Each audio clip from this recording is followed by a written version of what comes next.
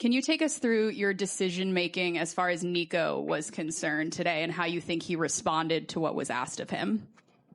I thought he responded well. I thought, like I said, KD defensively to start and then try to get to that small lineup with all shooting on the floor, which helped us get the lead, gave James and Kawhi more spacing, and I was able to attack when we went small. And so, I told the guys after the game, KD and, being still up cheering, I talked to those guys, and it's about being a team and whatever it takes to win. And those guys totally understood it, even though they've been great for us all year long, and so just wanted to say thank you to them. But, our guys came out and played well tonight. I thought to start the game, attention to detail was really good. And then when we went small with that shooting lineup, I thought we was able to break the game open a little bit. Yeah, backs against the wall, obviously. But when you look at the performances you got from your top scorers, at least traditionally, what did you make of James, Kawhi, and Norm? Yeah, I thought James did a great job setting the tone early, scoring the basketball, getting downhill, making the right play. Norm made some big shots at the end, and Kawhi was just kind of steady throughout the game. But I thought those three guys really stepped up, came to play. I thought Zoo was a monster on the defensive end tonight, getting closer to Joker, not giving him as much space. And, man, Joker just, it's just hard. If you double team him, he's going to pick you apart with his passing. If you stay at home, he's going to score, and so I give our guys credit, just staying with it, don't get deflated. And, we did a good job of just keeping our head. Ty, when you talked about checking their temperature and it was great, what was it about those conversations that basically assured you and assured them that you guys could win this game? That they were positive. They were positive and understood that, the series could have been 3-2 our way easily, and so just staying the course. They're a really good team. They have 5 starters, 4 of the starters returning, been there for like 4 or 5 years. They won a championship, and they know how to play. And so, coming out at, game 5 at their place, they were really aggressive. I thought Joker really led the charge with Jamal Murray. Stepped up and having 43. But I thought early on Joker was aggressive. Then that opened everything up for Jamal Murray. And so we just got to stay the course. Game 7 is going to be tough, but we're ready for the challenge. Ty, this is kind of a 2-part question. Is there a reason why you didn't start Batum, or like you kind of wanted to save that for the second half?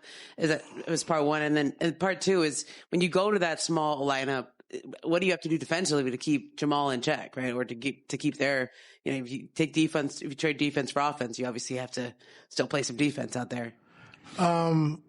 Because I wanted to get to the small lineup against their second unit.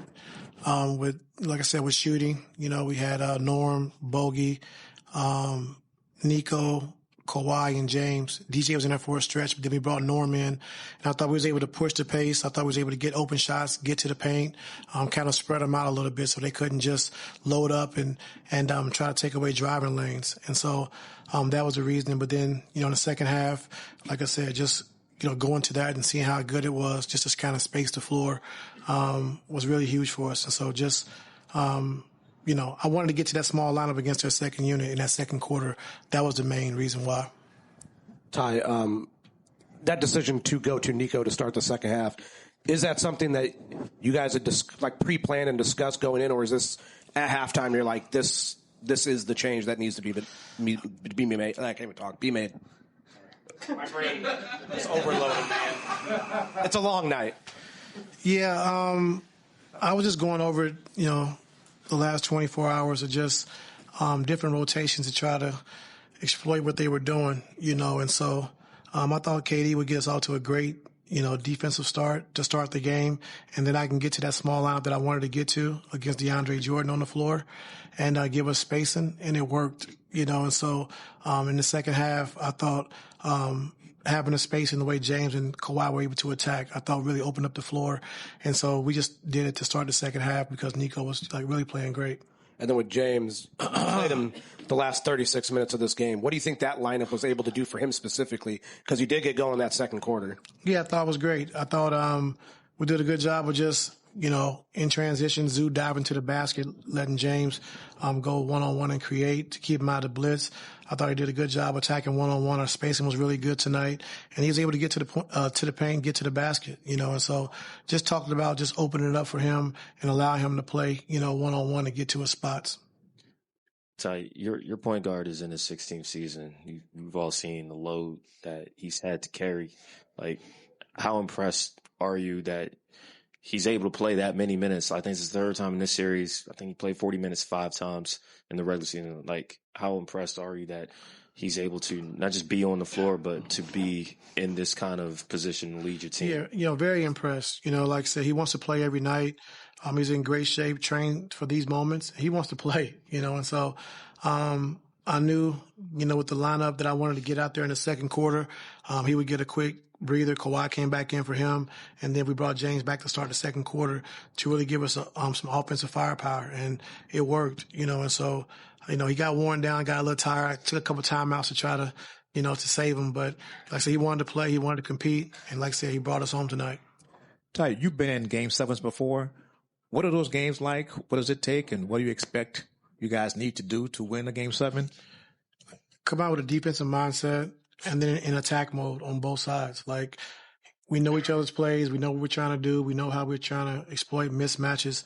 And we just got to go for it, lay everything out on the line. And these are what you live for, growing up as a kid, being in the playoffs, Game 7s.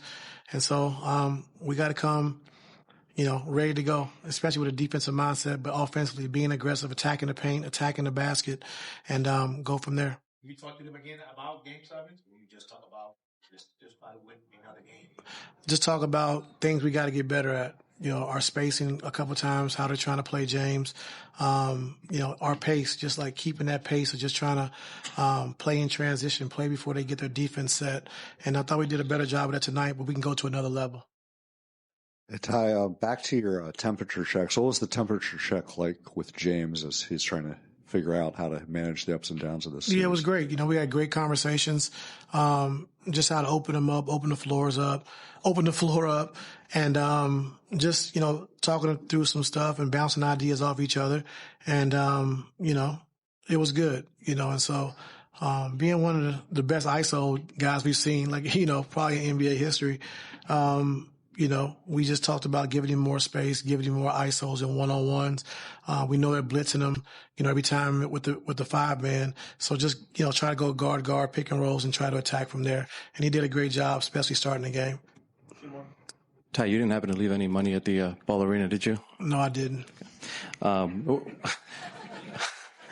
When you look at Nico's impact, though, I know we've talked about just his high IQ, but just the ability to get some of those, a weak side block after it looked like Nikola had him beat, just plays like those. Like, how does his just ability to do those kind of things just allow you to do so many different things because he's able to do those? I mean, just look what he did defensively. Second half, he guarded Jamal Murray, guarded, Jokic in the first half when we went small. He can guard 1 through 5 and just the intensity he brings defensively every night. And then, like you said, being able to block some shots around the rim, tip outs on the glass, and then be able to make a shot, but just understanding how to play the game, understanding spacing. And like I said, he's huge for us. Coach, going back to Zoo, he's talking about he was a monster on defense tonight. I think that his discipline on Jokic is a big part of that. Him not fouling, him closing out, and showing his hands essentially. But can you talk about what that does for the other 4 guys on the court to allow Zoo to be solid, not foul, but be disciplined when he's going against Jokic? I mean, it's huge, and nobody can guard him one-on-one. But if we have Zoo on him, we want him to bang and try to wear him down as much as possible. But I thought he did a really good job, just around the basket, guarding him one-on-one, staying big, jumping after Joker jumps so you won't get fouls, and was very disciplined tonight. And I thought even when Joker was on the perimeter, just being closer, like not giving up threes, being closer. And this whole series for us has been about being closer to our guys. And so I thought tonight we took a step in the right direction. Thank you. Yeah.